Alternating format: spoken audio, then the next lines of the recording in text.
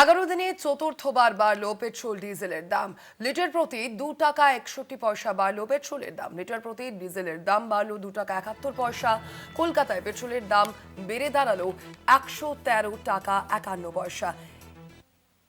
এই নিয়ে পঞ্চায়েত ও গ্রামোন্নয়ন মন্ত্রী দিলীপ ঘোষের কি বক্তব্য শোনাবো।